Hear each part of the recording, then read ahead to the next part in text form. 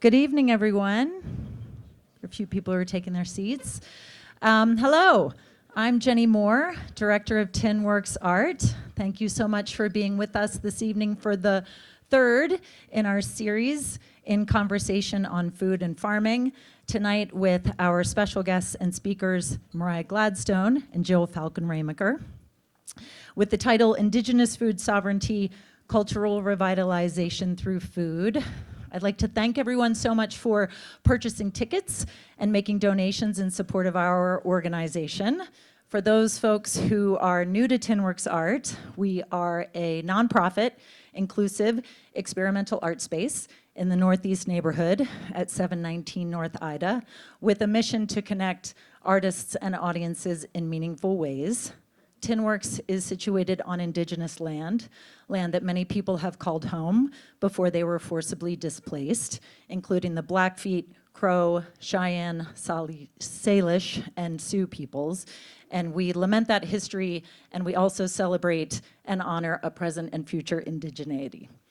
Tonight's the whole In Conversation series is inspired by an artwork, Agnes Denes' Wheatfield, an inspiration, the seed is in the ground, that you can see. I kept saying sprouting, but now it's actually growing in the field at Tinworks on the corner of Ida and Cottonwood. It is a new version, a new artwork that grew, might be using a lot of these words, grew out of a work that Agnes first produced or made in 1982, and this is an image of that work, Wheatfield, A Confrontation, in which Agnes planted a 2-acre field of wheat in the landfill that was created from the construction of the World Trade Center in Lower Manhattan. As Agnes describes it, the work was about food, energy, commerce, world trade, economics, mismanagement, waste, world hunger, and ecological concerns. It was an intrusion into the citadel, a confrontation of high civilization.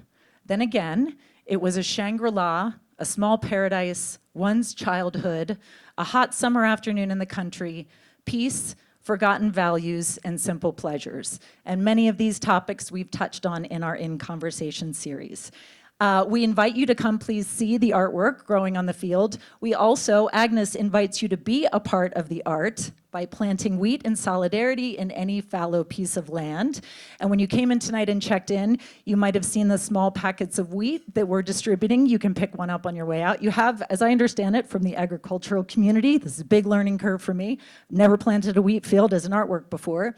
You have until June 1st to plant spring wheat, and so we have seeds available here. You can also come pick them up or tell your friends to come pick them up on the grounds at Tinworks. We're open on Saturdays 11 to 2, and also our partners at Wild Crumb have wheat seeds available. We also invite you to participate and be part of the art by answering questionnaire, which is a work available on our website.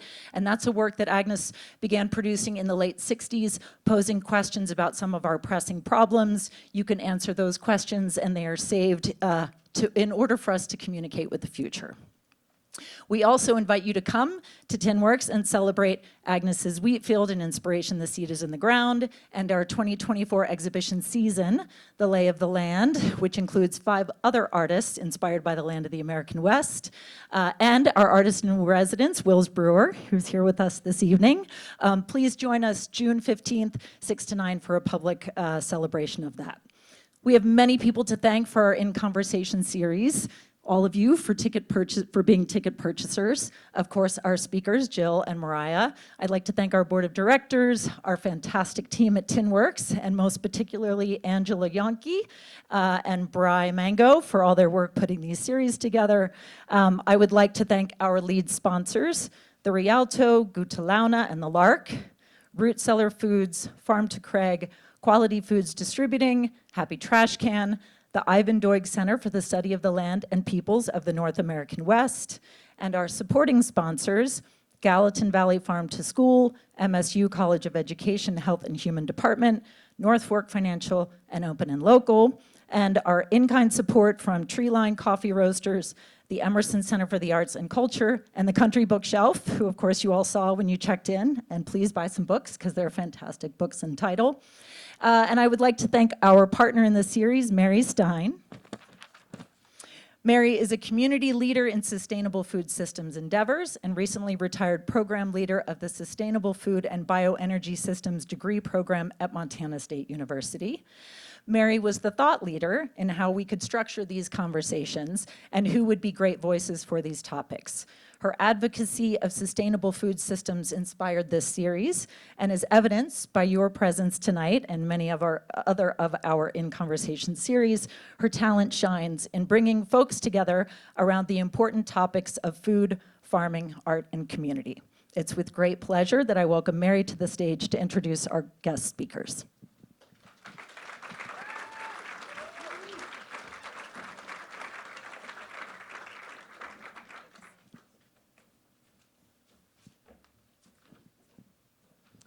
Well, hi. It's so great to see all of you here tonight, and it's my pleasure to introduce these two incredible women who are going to be in conversation tonight. These two are absolute leaders in Indigenous food sovereignty work, having arrived at this work via very different paths. Mariah Gladstone and Jill Falcon Raymaker will be sharing stories from their own personal journeys towards this important work in Indigenous food sovereignty, as well as their inspirational projects that they're involved with currently, and that are not only strengthening Indigenous foodways, but in doing so, restoring cultural identity and self-determination for Native peoples. So let me tell you a little bit about these two. Mariah Gladstone is an enrolled member of the Blackfeet and Cherokee tribes, and she grew up in Northwest Montana. She graduated from Columbia University with a degree in environmental engineering and has a master's degree from the SUNY College of Environmental Science and Forestry through the Center for Native Peoples and Environment. She founded and leads Indigikitchen, an online cooking show that you'll definitely hear more about this evening. Mariah has been recognized as a Luce Indigenous Knowledge Fellow through the First Nations Development Institute, a Culture of Health leader through the Robert Wood Johnson Foundation, and an MIT Solve Indigenous Communities Fellow, and she serves on the board of Fast Blackfeet. Jill Falcon Raymaker, Anishinaabe Turtle Mountain Ojibwe, is assistant professor in community nutrition and sustainable food systems. I have the great pleasure of working with Jill through the Buffalo Nation's Food Systems Initiative at Montana State University currently, where she serves as the director of this growing education and research initiative in support of intertribal food sovereignty aligned with the Buffalo Treaty. Pardon me. There's a lot to say about Jill. This initiative serves the Buffalo Nation's biocultural region of the Northern Great Plains and Rockies, including 3 Canadian provinces and 5 states. Her research lies in the restoration of balance in human and natural systems, buffalo return, Indigenous land practices, heirloom seed propagation and stewardship, the buffalo culture seasonal round, cultural identity, Indigenous wellness, and biocultural diversity. She is the mother of 3 and a member of the Minnewewe-Wegan Medawewin Lodge. Jill, help me say it right. Minnewewe-Wegan Medicine Lodge. Thank you. In Roseau River First Nation, Manitoba. So please help me welcome our conversation pair for this evening, Mariah Gladstone and Jill Falcon Raymaker.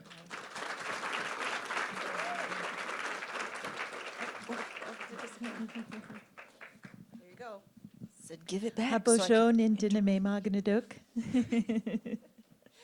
We're ready to say hello, good evening, all my relatives. Bishkane mishdara makwe and dagam makwa and dodam. Mikanakwaji and Dunjaba, Depuyer and Dunjaba, Nishnabe kwe, Medewinakwe and Dao. And I just greet you all in Anishinaabe Mo in our language and just say hello, good evening, my relatives. My Anishinaabe name is Flaming Horsewoman, and I'm a member of the Bear Clan of the Turtle Mountain Ojibwa, and a member of the Midday Lodge. And I'm really happy to be here with you this evening, and I just really want to thank the folks at Tinworks for having us here in conversation. I was saying, give me back the mic so I can interrupt Jill, but I didn't actually mean to interrupt you, so I apologize. Oki ni stunatanu o mahkestawakaki no pachtutu sitsikitsita pichsakum. Hello, everybody. My Indian name is Walking Raven Woman. My tax return name is Mariah Gladstone.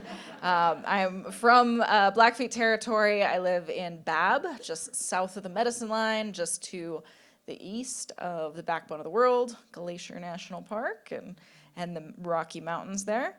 And I am both from the Fish Eater clan, the Blood peoples just north of the border on my father's side, and I am from the Blue clan of the Cherokee Nation, now in Oklahoma on my mother's side.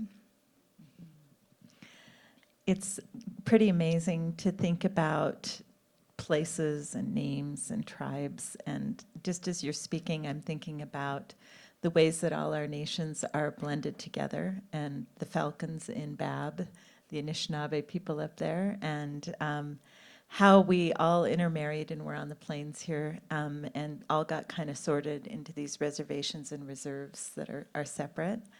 And in this time right now, you know, even though we went through this incredible sorting process through the colonial powers that said, hey, your Crow, go over there, and your Blackfeet, go over there.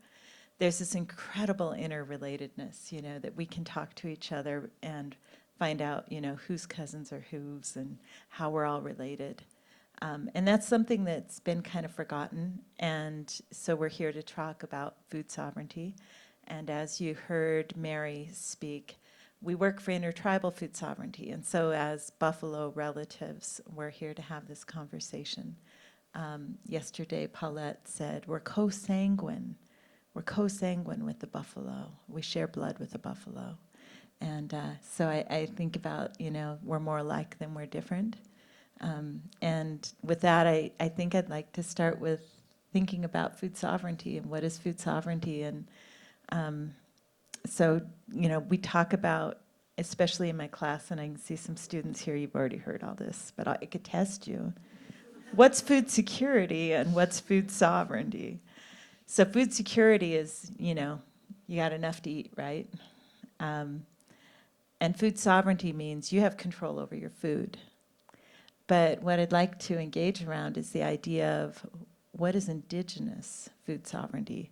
What sets food sovereignty apart when the term indigenous comes before it? Yeah, I think as we were thinking about this discussion up here, of course, Jill and I can just talk back and forth, and I realized that we both just use a lot of terms in our conversation that not everyone is familiar with, food sovereignty being one of them. And really that notion of indigenous food sovereignty is something that is kind of a multi-pillared approach to how we think about our food systems. I think about food sovereignty as, you know, of course, the right of our people to healthy, affordable, culturally appropriate food, harvested through ecologically sound and sustainable methods. And for Native people, also, that includes that notion of political sovereignty, the right to govern those food systems. How do we regulate food safety? How do we regulate ecological health within our reservation boundaries? How do we co-manage food harvesting places with other entities like the Forest Service, like the state of Montana, because those are all parts of food sovereignty. And just this ability to feed ourselves, though it's something that we've had for 14,000 plus years on this continent, is something that was taken away from us. And so for Native people, regaining that ability to feed ourselves and to manage those food systems, whether it be in our kitchens or on the prairies or in the woodlands or in the waterways, just the right to be able to have political control over that landscape and the ecological management of it also is something that's really ingrained in history. And for Native people, there's that history lesson that comes with this notion of food sovereignty. It's not just, how can we make cute things in the kitchen and work with the foods like that, but it's also, there's history and there's ecology and there's ceremony and there's our buffalo relatives and all these other non-person or non-human persons, relatives and things of that sort. And so I think that it goes much deeper than just foods. Yeah, I think it does too, and I think that when I think about indigenous food sovereignty, I think about that history and how we were identified with the buffalo. The buffalo stood in the center of our our world, not just our food system, but stood in the center of our world. And we walked with the herds, we worked with the herds, we moved on the land with them. And then we went through that process of sorting that put us in these reservation spaces. And I think about the sorrow that the ancestors had for being separated from the buffalo and the places where they tended and wild harvest. And then suddenly, and then all the intermarriage we had between tribes. And what made our food system work was that we were many nations working together. And then we traded food, and we didn't only trade food, we traded knowledge, like sometimes we traded ceremony, and we traded ways of harvesting, and that went away, and we end up separated, and that must have been a very, very lonely feeling. And then, you know, what are you going to do for food? And I know for the Blackfeet that there was a fence all the way around the reservation, and for many reservations and reserves, you had to have a pass to leave, and you couldn't go hunt. And so the erosion of the food system, like buffalo stood for us for 13,000 years or more, and that's the longest sustained food system on Turtle Island. So then you think about the music stops, and what are the foods that we get? So the Missouri was the pathway for bringing those foods, right? And it's a very graphic picture because it's white foods, like literally white foods, coming on white steamboats to be delivered to places like Cow Island, and if they could get to Fort Benton, and then distributed. And that becomes we're the first processed food eaters. Yeah, I think about that, and there's a couple of stories that immediately come to mind, because of course, while we were restricted from leaving our reservations, initially we still had the ability to hunt within our reservation boundaries, and then buffalo were targeted. The 1850 Commissioner of Indian Affairs report wrote, "It is cheaper in the end to feed the whole flock for a year than to fight them for a week," essentially saying, destroy native food systems, eliminate native people's ability to feed themselves so that they will rely on our government subsidized food systems instead, rations, and then they won't be able to fight back against the people that are quite literally feeding us. And so it was that motivation that really led to a lot of massive, large-scale targeting of buffalo on the prairies. And, you know, by the time Montana became a state, there was less than 1,000 bison alive in total.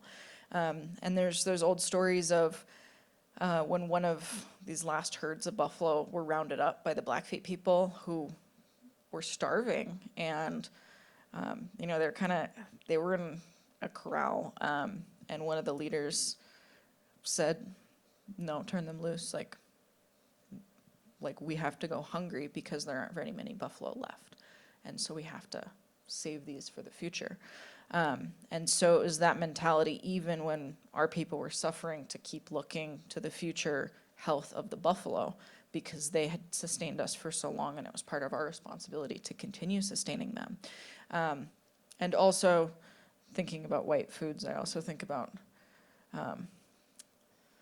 going to a diner with my dad when I was a kid, and he got a cup of coffee or something, and they didn't bring him any cream or sugar with it.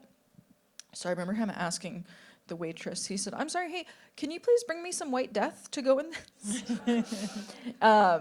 Which I think he'd just kind of gotten used to calling sugar White Death. But she was super confused. So I remember, I think I was like 7 or something, and I was like, he means sugar. But yeah, just thinking about these foods that were shelf stable, cheaply produced, designed to be distributed in mass to our people, and of course, weren't things that were good for us, weren't things that were culturally appropriate, and we get back to food sovereignty terms, but kept us alive for a time. But now I think it's part of our responsibility as this generation to really restore that idea of food sovereignty, which makes me curious how you got into this. Yeah, so fast forward a long time after this, I guess I kind of have two answers to why I got into this, and one is more recently arrived at. But originally, it was, I had had a career in Indian education or Indigenous education, working for tribes, working for Office of Indian Ed out in Washington, D.C. And I knew I wanted to go back and get my doctoral degree, and was waiting for my children to get of a certain age. And conversations with people like Winona LaDuke, and Winona is White Earth Anishinaabe. I don't know if you all know who she is, but she's kind of a badass. And she ran for vice president twice with Ralph Nader on the Green Party ticket, and has been a stalwart in trying to protect the water, trying to protect wild rice, monoman, our food in our further east food system. And Winona makes the point, you know, when she says in her way how she gets all kind of scrunched up, and she says, you know, we kind of had our time with cars, didn't we? We did our thing with cars. We cruised the drag. We listened to the Bay City Rollers. We've had our moment with cars, but we're at this point where we have this fossil fuel delivery of food to all our communities, and that not just native communities, to all our rural communities. We're at the end of a supply chain, and we can't rely on that. And so I started to really think, well, how are we going to eat in the future? You know, because that's not sustainable. So I decided my PhD should be around going back. You know, that's that 7 generations seeing that you go back and you look back, and then you look forward at the ones that are coming. So you're looking back and you're saying, how'd you get by? What do you have for us ancestors? And then what are we going to do for these new lives that are coming? And so that's why I went and studied Anishinaabe food systems and all the changes to our Anishinaabe food systems. And that's how I got here doing the work that I'm doing now with Buffalo Nations. But I think your story is a little, I'll tell the second part of my thing in a minute, but I want to hear your story of how you got here. Oh, how did I get here? Why am I here, and who am I? No. So I grew up in Kalispell to an extent, so I was kind of an urban kid, little city Indian, and I was really lucky. I grew up with a garden. My dad and my grandpa kind of fenced off part of the yard so the dogs wouldn't go in there, and I like intricately drew out on graph paper my garden every year, and that was my responsibility. I got to see the magic of seeds turning into plants. I was lucky. I was raised with that.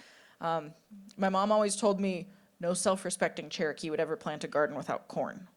Okay, that's aggressive, but okay, Mom.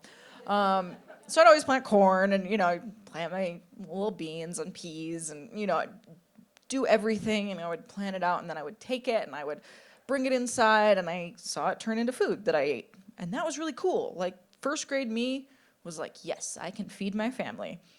And that was kind of a cool thing to have in my head. And my grandma would come. She grew up in North Dakota, but she would come visit us in Kalispell, and we had wild raspberries behind the house. So we would go out, and that was my thing that my grandma and I would always do, is we'd go and pick berries. And one of my cousins married someone from Red Lake Nation, and they'd always give us a whole bunch of wild rice. So I grew up eating leftover wild rice and my pancakes and my omelets, and that's just kind of how I was really lucky to grow up. And of course, cousins that gave us wild game and had that in the freezer and all of that. And I never thought too much about how lucky I was in that regards to those food systems. But another thing happened while I was growing up, and that's that my mom took an early childhood education class that told her that kids that grow up cooking learn fractions better, right? So my mom was like, wow, look we have 6 overripe bananas instead of 3, like the recipe calls for. It looks like we'll have to double the banana bread recipe, like fractions on the go, like, and it is very Montessori method, like, yes, you are quite literally doubling whatever it says to do or whatever. So I decided to go to engineering school with all of my mathness. And I went to engineering school, and I was really invested in sustainability, and I studied environmental engineering, and I came back home to the reservation during the summers, and I was driving a really cool, like, 1988 Toyota Tercel station wagon. Like, it was badass with its, like, on-demand 4-wheel drive. And it had been in a front-end collision, so I didn't have any headlights, and I was like, yes. And eventually that broke down. And then I was way out at my dad's house on the res without any running water, and we were like 40 miles from the grocery store, and I was like, I'm really hungry, and I don't want to eat this box of Wheat Thins. I just want real food, right? Because I came from school in New York, and I just want food, like real food.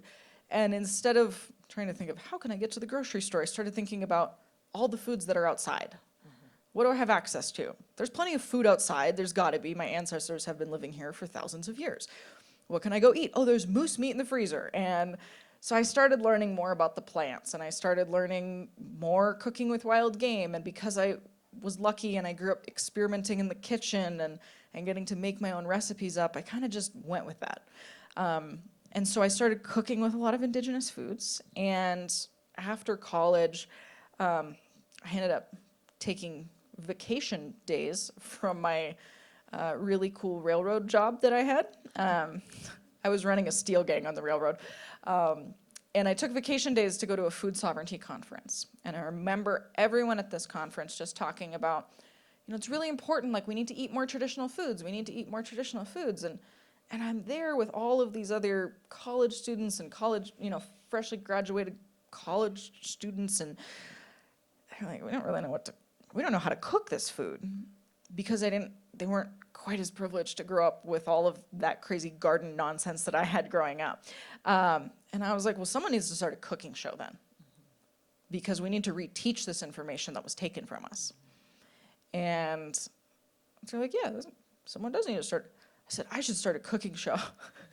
I'm gonna start a cooking show, and I'm gonna call it Indigikitchen. And someone there said, okay, sure you are, Mariah. Like, I'm an engineer running a steel gang on the railroad. I'm not. And when someone says, like, no, you're not, you have to. So I did. But I don't have a background in film. I don't have a culinary background besides cooking double the banana bread or whatever, and the little things I would make for myself. But I just started teaching the information that I had with a little camera I bought off of eBay, and I used Windows Movie Maker, the jankiest of all editing software, to start putting out the information I knew, and just making little, like, minute and 30-second long videos, just sharing the recipes that I got from my friends, the recipes that I created, the recipes my elders would share with me, and just teaching that information so that other people could start using the traditional foods that they had access to. I was in the business of distance learning before it was cool.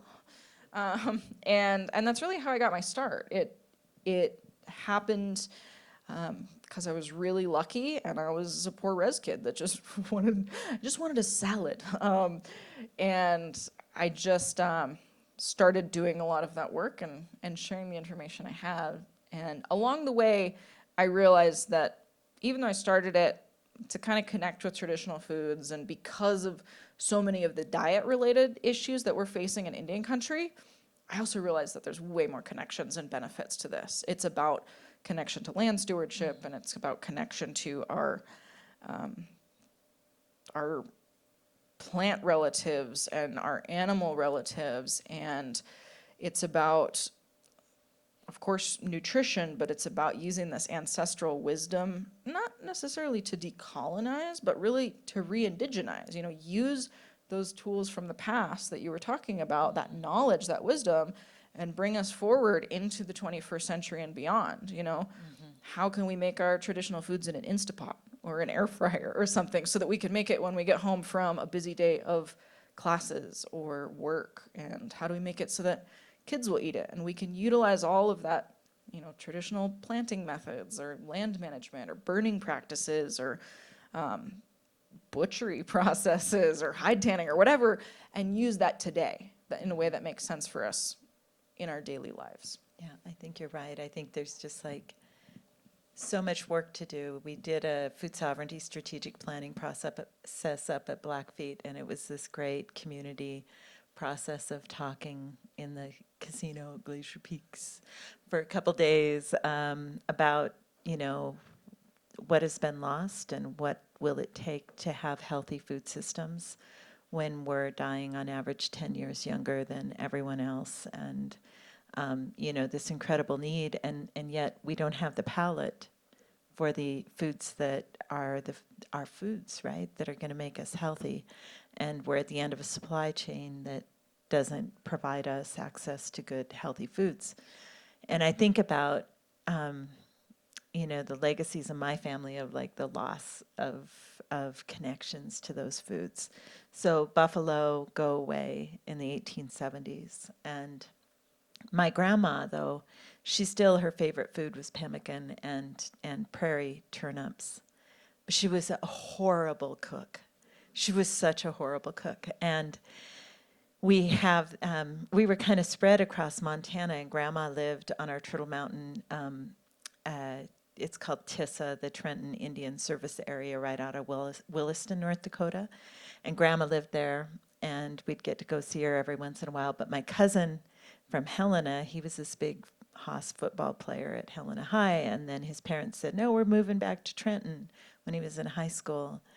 And so he moves out to Trenton, and it's just a small village with like 5 Turtle Mountain families. There's like 5 names there. And anyways, he's playing football, and every day he's at practice. And on the way home, he would stop at Grandma's house, which is a trailer house just halfway across the village. And he'd walk in the door and she'd say, oh, do you want something to eat? And he'd be like, huh? And there's like a pot that would sit on the back of Grandma's stove that was always like, is that carbohydrate? Is that meat? Like, how long's that been there, Grandma? And so he'd always cringe. And then one day Brett came in the house, and he saw sitting in the middle of the table a box of Zingers, those raspberry pre-packaged with the coconut, the red ones. So he's waiting for Grandma to ask, and then she says, do you want something to eat, honey? And he's like, yeah, Grandma, I want one of those Zingers. And she says, okay. And she gets up, she takes one, and she goes over and puts the cast iron on, and then gets a big scoop of what's in the lard bucket and puts it in the cast iron and fries the Zinger. Right, so the day Grandma invented fry bread, but that's a legacy in our family. And then, it was hard times. And when my mom was growing up in eastern North Dakota, they were poor. They had 12 kids, 2 died. So then they end up in Nashua, so Grandpa could work on the Fort Peck Dam, and Grandma and these 10 kids and two-room house, very poor. And my mom is just like, I am going to become something else, because now we're in a white community, and it's like all this discrimination, and it's hard, and we're poor. And so she tried to be fashionable, and she tried to earn enough money babysitting. And that just continued into her life as a mom. And so family circle and woman's world recipes became our food. And so Campbell's soup was the heart of every single recipe that we ate. It's like, that's a long ways from Indigenous foods. And I feel really strongly about the work we have to do to go back along the path and pick up, that heritage, that knowledge that is going to help us be healthy. And at my medicine lodge, I had a dear friend who, he was like the most knowledgeable language holder, ceremonialist in our lodge. And he had diabetes a few years ago, and it was during the pandemic. And we got word that Dale was going to have his foot amputated. And I thought about him, and I thought, damn, you know, Dale was the one that knew where the wolf babies were being born and where the red lilies were growing in the forest and where the ferns were. And he'd showed me when we were in Manitoba, when we were out harvesting. And I thought, now he can't go to the bush, as he called it. And we were waiting for that day to get closer, and we were all lamenting with Dale that he was going to lose his leg. And on the Facebook thread for our lodge, somebody said, how's Dale's spirit as he gets closer to this surgery? Oh, he's good. He's asking for those fried bologna and fry bread sandwiches he loves so much. I'm like, oh man, you know, even in the face of that, we couldn't make the connection. And it just couldn't. And there probably wasn't a way to find his way to that knowledge of healthy foods, or even maybe access, right? So he did lose his leg. And in my initiation ceremony that next year, he danced for me on one crutch in my ceremony to advance me to the next level of teaching. And as I went to say goodbye to him at the end of our camp on the medicine, on the sacred lands, I had a feeling I didn't want to say goodbye to him. And I went over to his tent and said goodbye. And he had a massive heart attack 2 days later and was gone. And that is the reason I get up every day and fight the bureaucracy of MSU. That is the reason that I do the work that I do, because that's our knowledge. That's like our whole archive just went out the western doorway. So there's a lot more attached to healthy foods. And I'm sure you have stories that go along that lines in your own community. Yeah. Actually, where I live in Bab, the town that's 95% bees, 75% bees, unless you're the beekeepers from Glacier County honey. It's not relevant at all. Where I live, out my living room window, I can see Yellow Mountain and then Chief Mountain. And both of those peaks lie exactly on the border between the reservation and what's now called Glacier National Park. And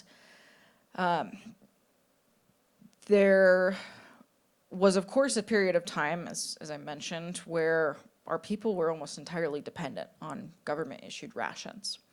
And there was a winter when the rations didn't arrive on time, and then eventually didn't arrive at all. And a quarter of our population starved to death in that one winter. And in the years that followed, our leaders made decisions to sell off part of the reservation that we were promised, in part so that we could have food to buy more cattle and to have that money for food so that we would never face starvation again. So that was 1895 when that land known as Glacier National Park was sold. And we were told that we would retain the right to go upon the land and to hunt and to fish, and for that to, basically we'd remain rights to gather and to continue to be on that land as long as it remained public land. And then in 1910, it became a national park, which meant that it is no longer public land. And so Blackfeet people are not allowed to hunt within the park.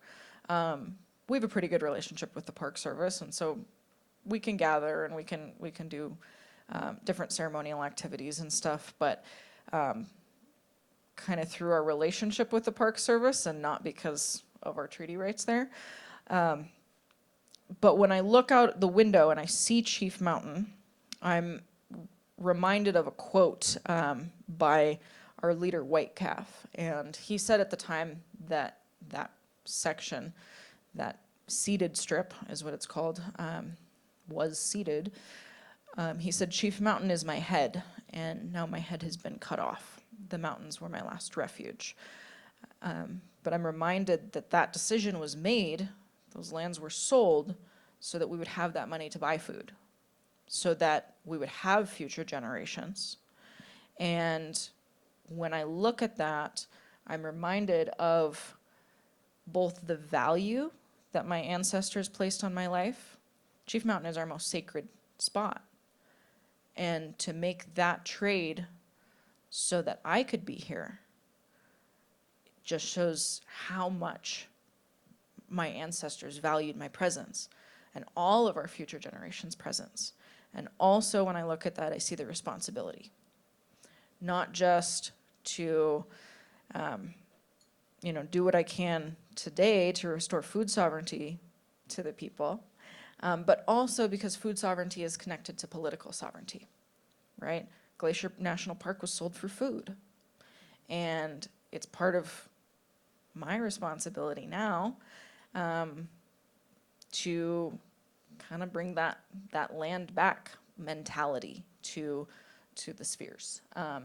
Or also, because Blackfeet people are all about buffalo restoration, you can say buffalo back. I think I wrote hashtag buffalo back on something, and then I realized it sounded like a rowdy insult. But also buffalo back. So those are some of the things that I think about as part of that responsibility and that value. Yeah, we all have, indigenous food systems all have a different food that's a relative that's at the center of the food system. So for this part of the world, and this is why we serve 3 provinces and 5 states, that's the footprint of our traditional food system, the Northern Plains and Rockies.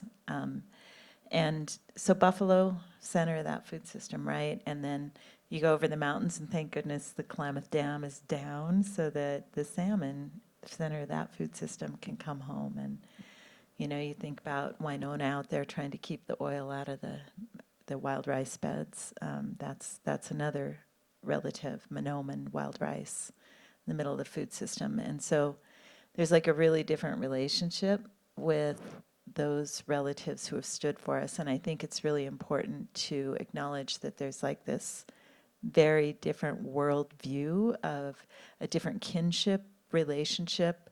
When we think about food in sort of the dominant society, food is just like, it's something else. It's not the heart of a way of life. And that's what buffalo mean. And so that's why Buffalo Treaty is so important to us. And when that first wave of colonization was hitting here at about 1825, the people of this area came together down on the Yellowstone, and they lifted the pipe together to do treaty. And not treaty like bastardized federal Canadian or US government treaty, but treaty done in an indigenous way, which indigenous way of doing treaty is to say, we make this agreement as relatives, and we lift the pipe with our tobacco, with that first gift that does the work for us. And we renew that agreement every single year. And the agreement made at that time was that we all need to be able to come to the herds. So we're going to let everybody come to the herds. And because they could feel that pressure coming on their herds. And then in 2014, as we're coming home to the buffalo, that treaty was renewed. And so in the work that we do, and with all the great leadership of Blackfoot Confederacy, this renewal of the Buffalo Treaty has happened, and we continue to sign that treaty. We continue to do that agreement, and that way of doing treaty is an act of self-determination amongst Native people, and it's really different than the other way treaty is thought about. And so we're coming home to the buffalo, and there's now more than 100 Native nations who have herds on their land. And that's a really different relationship because food means something different to us. And And so now we're in a time where there's like all this foodie lifestyle, right? New food frontiers all the time. And I think that that's one of the challenges a little bit in working in indigenous foods. Like, we're trying to get them in our houses and healthy foods for our kids, for our families. But there's also this other way that they can become a novelty. And I don't know if you see that too and want to speak to that. Yeah, I think that that's such an important point. And I think that that's maybe what I want to really try to put out there as a message is that native foods are not something that should be thought of as like fluffy exotic foods and like this, bougie opportunities to, oh, we're going to eat like a bison. Like, eat bison as much as you want. Like, this is Montana. That's like the most local food that you can get. Or trout, or, all these other things that we have. But really, how can you recognize all of that indigenous wisdom that brought us all the foods that have come from the Americas? The brilliant agricultural knowledge that brought us sunflowers and corn and beans and tomatoes and squash and all of those things, that very intentional selective genetic breeding, not just that created those plants that are delicious and edible and all of that, but also that have been made just for different climates, right? The corn that we have that will grow in Montana and put up with our weird short growing seasons and our freak frosts at the end of August is different than the corn we grow in the Southwest. And that's different from the corn that I could grow in grad school in New York, right? There's different things that are really this part of indigenous brilliance.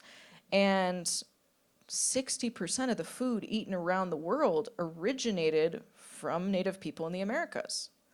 Whether that's chiles or peanuts or vanilla or cocoa, or like all of these different things are part of indigenous food system knowledge from the Americas, from Turtle Island.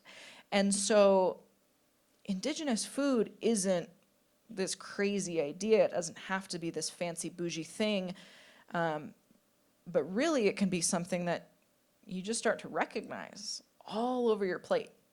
And also for everyone walking to work, you can start to see foods when you start to learn your plant relatives too. You can take a stroll a few blocks and you can see conifer trees. All these conifer trees that you can make teas with. Teas that are super high in vitamin C. Like, none of you guys should ever get scurvy because wild emergency grows on the plants here, right? You can start to see those things. You can start to look at your yard, and instead of seeing, oh no, this weed patch, you can see, wow, there's dandelions, which are not only a wild green that you can incorporate into like an omelet. You can cook them like wilted spinach or something. Or you can use the flowers and you can make little dandelion fritters, or you can roast the roots and have this really delicious, like a roasted dandelion root tea is kind of like a coffee, but not bitter. And you can, it's super good, and it's good for your liver health. And Linda Black Elk likes to remind us of the wild straws that dandelions are, and you can start to see those things. You can see lamb's quarter, which grows like a weed in people's gardens, but it tastes like spinach, and it's right there. You can look at nettle plants, which previously you may have thought of like, oh no, stinging nettle, it will touch me, but it has 400% of the calcium as spinach does, and it's super high in iron, so it's like nature's cure for anemia. And there's all these different things that are just there. And when you start to see them, not only do you start to suddenly see like, wow, all of these plants are here giving me gifts, they're giving me food. But when you see this gift giving, then you also start to feel a sense of, one, belonging, but a sense of responsibility to that landscape as well. How can you take care of those places? How can you take care of your yard so that you're not spraying it with pesticides so that you can't eat your delicious dandelions there, or whatever it may be. And so I think that there's really an exchange that happens, but really I think it makes us all better residents of the land and better stewards of the land when we start to connect with that. Are there takeaways that you really see within Indigenous food systems in terms of lessons, and what do you want these people to know? No. What do I want these folks to know? Yeah, I think one of the things is to think about where there's hope in all of this. And I was talking with folks over dinner. I got invited to speak at Lumidarles in France. It's a big art and academic community in France, and they asked me to speak, and I said, I'm not going to burn the CO2 to go to France. And so then they said, okay, you can speak. We'll put you on this big screen outside, and you can speak to this conference just through the internet. And so I made this presentation. It was really weird because I could like see myself on this big screen through their camera while I'm speaking, and all these French people. It was totally nerve-wracking over Zoom. And I got done speaking about Buffalo Nations and the work that we're doing, which is really education and research to go back and reclaim that cultural knowledge, you know, and pick up our work, because we have this prophecy, this prophecy that when the earth is burning, we're going to get to this place where we got to go back along the trail. And we got to go back along the trail and pick up all the things that we left behind. Our songs, our ceremonies, our teachings, our foodways. And then in order to go forward, we got to bring everyone with us. And so, you know, to do that work is to go speak and talk about these things, and to pick up the stuff that got lost in the Campbell soup and the Twinkies and the whatnot, you know, and the replacement foods, and the knowledge that was broken, because we I always think about the map and how our land got divided up, and it's like, it's fractionated, you know, all these little pieces. You look at a reservation map, like there's this myth that natives got this big contiguous piece of land. Wrong. Because then they got rid of, you know, they gave out all the land to everybody else. And then they said, hey, we ran out of free land. Well, what could we do? Let's give everybody little pieces of land on the reservations. Guess what? There'll be excess land. This is allotment. Now Native people can have land on reservations. And so we end up with this checkerboard, this crazy checkerboard. We just got a notice on our allotment. There's 365 heirs to like this little tiny parcel. So it's all broken up in pieces, right? And that our knowledge is broken up in that way too. And what happens is, like, I think of us people as like broken up in pixelated ways. And I have an elder named Edna Manitowabi. She's in that, I don't know if you've ever seen the film Indian Horse. She's the grandma in the canoe. She's just so beautiful.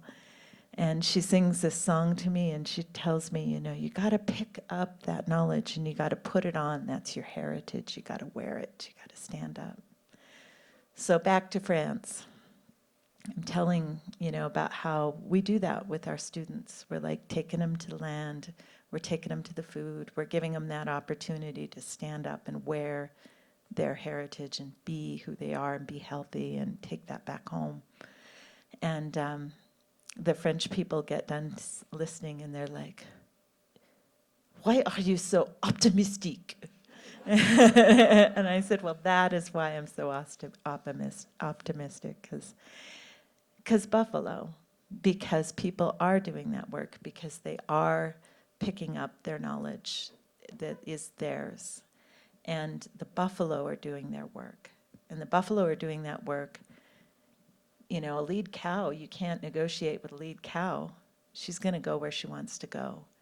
And whether there's a Canadian border, a US-Canadian border, or there's fences, they're going where they want to go. And if we follow them, they're our climate adaptation plan, and they're the way home.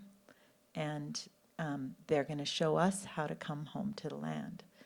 And so that's what we're trying to do, and that makes me very optimistic. And I'm really curious to hear what gives you hope, because it's a lot of work what you do, and to get up and do it over and over.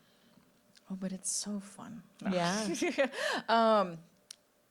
I think just the whole field of Indigenous food systems is so cool and interesting, and I'm always learning new things, and I get to learn from new people, and sometimes I get to make new recipes, and sometimes I get to speak in front of people, and sometimes in classes working with kids, and we're making a whole bunch of Indigenous foods, and they're learning to cook because they're 7th graders, or and sometimes we are inventing an acids and bases lab in AP chemistry based on traditional hominy making methods using wood ashes, right? Because I'm a nerdy chemistry kid too.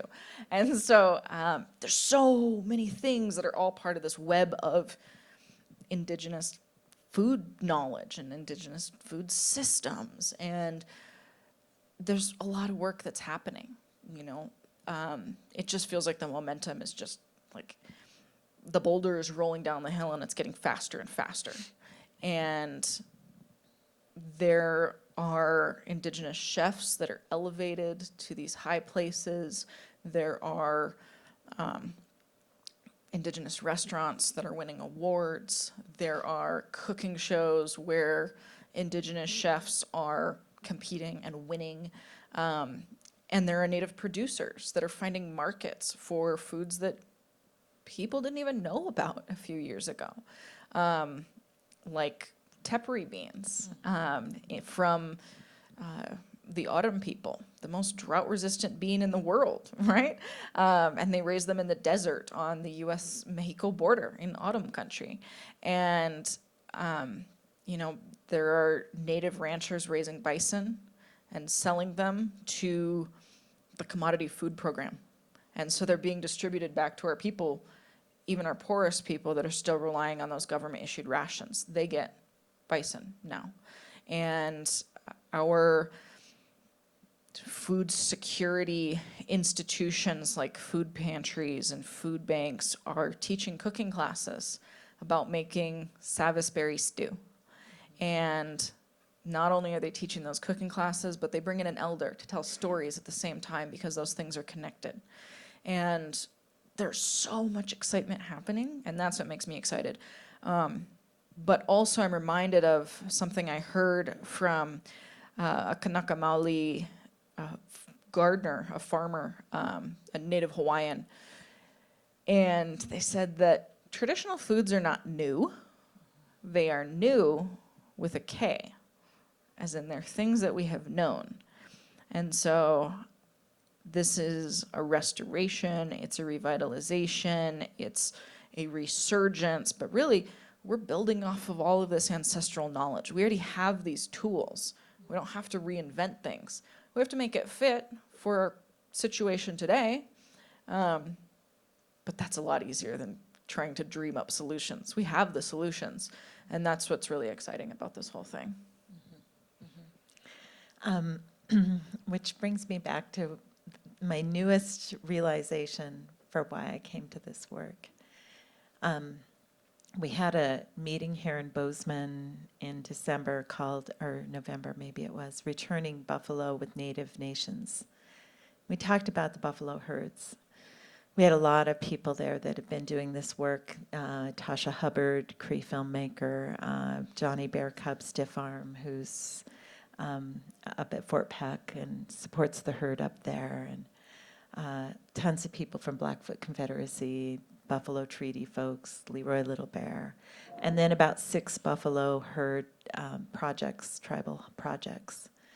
And you know, we heard some sad stories, like how are we going to move forward with the buffalo when those programs are all funded by soft money and the trucks are breaking down and the herd managers have to be wearing the hat of being a public educator, a veterinarian, a bison ecologist. You know, they have to do all this stuff. And how are we gonna have that resurgency, you know? And then I looked around the room and I realized all these people are descended from the greats. They're descended from the ones who were resisting when we'd moved from 60 million buffalo down to, we were probably in the thousands when we were holding massive intertribal sun dances resisting this change. And one of the women that was there was descended from the great Big Bear, who's an Ojibwa leader, who they kept telling him, the Canadians and the U.S. government, you got to change and be a part of this food system, which is you're going to be a Christian farmer, and all your people are going to be Christian farmers. And he said, I'm not going to sign treaty for my people until you give me enough equipment, knowledge of how to raise food your way, and enough food to get by until we can switch to your food system and know how to raise enough food for our people. And they wouldn't, and so it just kept going on and dragging on. And in the meantime, he would call back everyone for these giant sun dances on the plains. Many, many nations. And when he did that, a sun dance is a thirsty dance. It's a sacrifice that the dancers do for the people. Their backs are pierced. They're pulling buffalo skulls. They're dancing without water or food for 4 days. And that's done as a sacrifice, a thirsty dance to call down the rain, to feed the grass, to feed the buffalo, to feed the people. And so he brought everybody together to do that. And when I was sitting in that room here in Bozeman and I saw that, I'm like, holy, we're doing this because our ancestors are behind us going, do this. And the really important thing to know about that is it's not, like, if your family wasn't one of those families, maybe one of your families might have been on the other side of history. Like, we can't stand in culpability. We have to stand together to move together for what's good for this place and what's good for each other, and to break up with fossil fuels so that we can be healthy and that we don't have ramps in front of all of our doors, for diabetics to get to and fro. So, I really feel hopeful about all that work that's being done and all those buffalo that are coming home and this resurgence. And it's the students, they come to the land, and it's the students. We do a summer fellowship. And I just want to end with that story and turn it back to you, and we can do Q&A. But I think that one student, I can tell many, many stories of our Indigenous students as they come to the land and start to raise the food and learn to wild harvest and harvest buffalo. They whine, they complain, their bodies hurt, they're working hard, and then they start to feel invigorated by the work and recognize it, and recognize their path going forward. And we had one student 2 years ago who she had done an associate's degree and thought she was all done with education. And she hadn't lived on her reservation. And when she got done working for the summer, growing food with us and harvesting and so forth, she said, I don't know what I'm going to do next. I think I'll move to the reservation I've never lived on and see if I can do something around food sovereignty. So she took off and headed to Northern California to her reservation to do that work. And she called me 2 weeks later and said, I just got elected to council. I'm on tribal council. She was 23 years old. I said, Cora, I think they like you. I think you found home. So she's been there working, doing food sovereignty work, and I'm so proud of her. And then she called me more recently and said, guess what? Because of the work we were doing, and because I've had the experience with my tribe, I know that I need to go back to school now, and I'm going to study environmental science and tribal governance, but native environmental science and tribal governance, because there's a much bigger picture of the issues we need to solve. To your point, yeah. So it's those ones that are coming that give me hope, and that's the ones we have to stand with. Yeah, that's something I'm really looking forward to. I have never put any of my material into a cookbook, but I will be coming out with a cookbook at the end of June, and it's a kids' cookbook. It's targeted primarily at young people. Because I was so lucky to grow up cooking and being able to have those connections in the kitchen. And also because kids' cookbooks are never just for kids. Kids need adult supervision. They need to drag somebody into the kitchen with them. They need parents and grandparents to try their recipes, and because that really becomes a way for multiple generations to connect around food. And that's really what food systems are, is that connections around food, to land, to animals, to plants, to family. And so I'm really excited about that. So you guys can stay tuned on Indigikitchen for some of that. But I'm pretty stoked about that project happening. So I think we're supposed to go to Q&A. Thanks.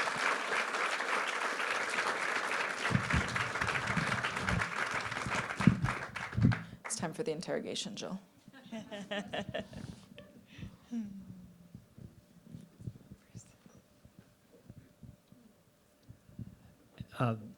Fascinating. It was really, really great to hear your stories and what brought you to food sovereignty. My question is one of how did it come about that tobacco is so central to most ceremonies in terms of an offering rather than an indigenous food? So when we say tobacco, our tobacco is not European tobacco or, Nicotiana rustica. I got that? What? Anyway, it's not that one. Generally, our tobacco is a collection of medicines that we gather and then we blend, and tastes really good, smells really good. And tobacco is one of our sacred medicines as Anishinaabe, and that is because we've always worked with pipes. And you can go to museums and see some of the most intricate carved pipes and you can go to our ceremonies and see them as well. But that's been one of our tools, and it's that smoke that comes around us that makes us as one mind, and in the same way we smudge, it's that burning plant medicine that we inhale and that brings us of one mind. And so tobacco's the first one, but we have 4 as Anishinaabe: sweetgrass, cedar, tobacco, sweetgrass, cedar,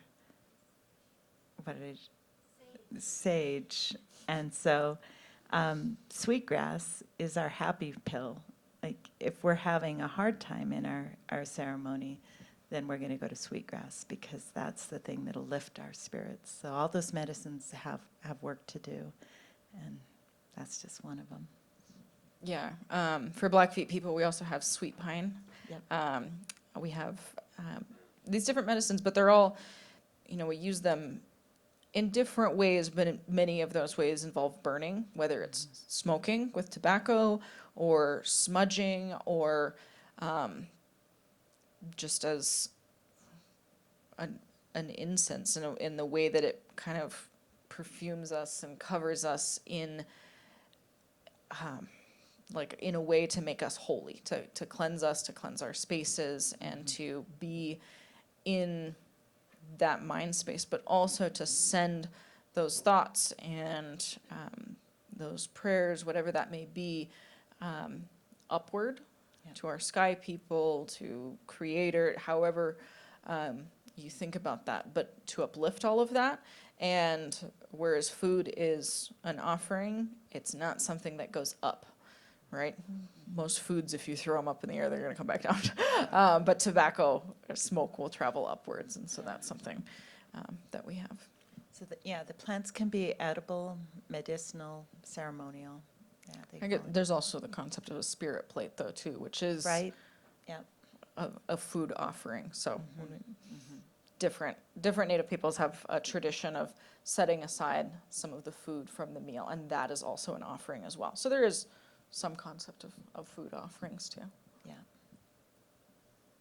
That was a good question. Yeah, it was.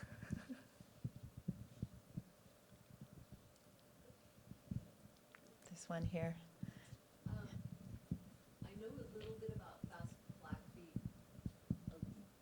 knew a little bit about Fast Blackfeet a while ago, but what's going on with Fast What's Blackfeet new and the in tea? Fast Blackfeet? Yes. Oh, the tea, all the good things.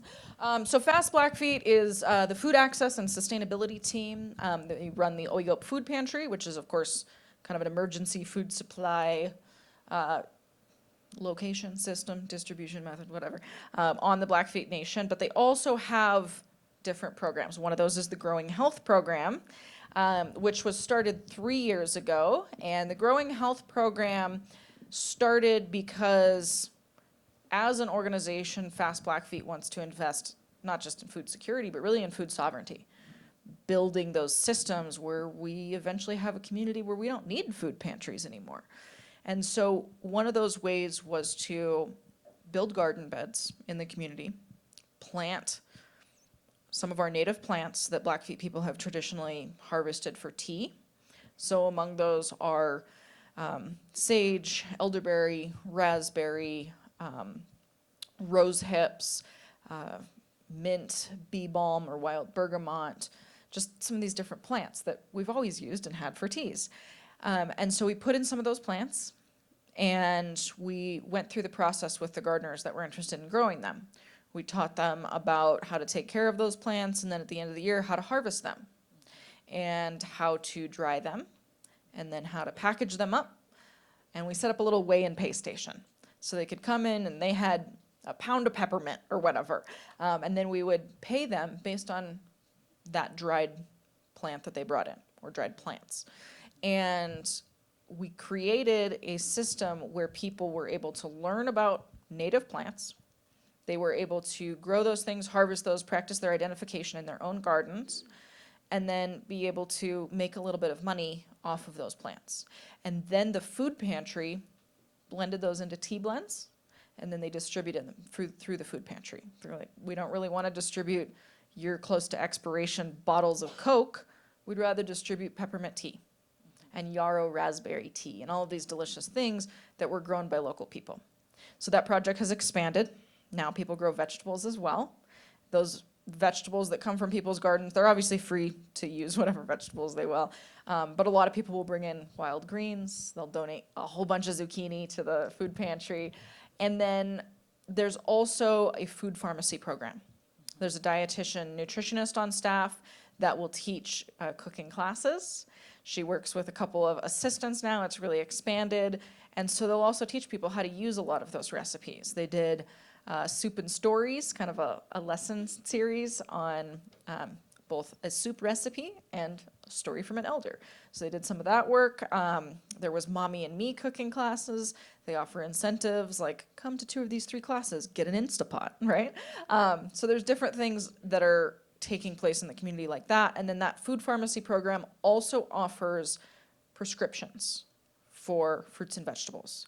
So that dietitian can write a prescription, and that person can take that prescription, which is a voucher, into any grocery store on the reservation, including some of our seasonal touristy grocery stores. They can take that in there, and they can get fruits and vegetables with that voucher so that they can have some of those healthier foods from those grocery stores and have that kind of as an option. So there's a couple different things that are happening. Fast Blackfeet also is going to be building kind of a new food resource hub. They're kind of in the fundraising stage of that, but they did purchase the land to do that. And we have the blueprints, and now it's just kind of raising a little bit more capital to make that. Right now we're kind of operating out of a weird church annex space. And so we really want a place that is kind of just our own and has that kitchen that we can teach in, and a gathering space and a little cafe where people can buy local teas and things like that. So that's the long-term goal for Fast Blackfeet, but really to create a community where we don't need a food pantry anymore. And there's so many other programs across all our different communities who are doing food sovereignty work, and a lot of organizations that are working with them. And we're in the early stages of starting the Indigenous Foods Laboratory here in the Human Resources Development Council's new building over on Griffin Lane. And Indigenous Foods Lab will be an educational space and a space for food product development. that is regional serving. So it'll serve this whole big Northern Plains region. And I think will be a very important networking site for pulling together that intertribal food sovereignty that we've been talking about. And so we're working with North American Traditional Indigenous Food Systems, Sean Sherman's organization out of Minneapolis, and founding the first one outside of Minneapolis here in Bozeman. And that's also a project with Pecani Lodge Health Institute out of Blackfeet. So.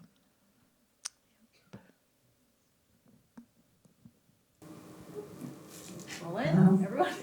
All right, thank you so much, Mariah and Jill, very much. Please join us at Tinworks for our opening June 15th, and please join us back here at the Rialto on June 19th for our next In Conversation, which is me and Lauren O'Neill Butler talking about food and activism in the art of Agnes Denes. Thank you so much for joining us.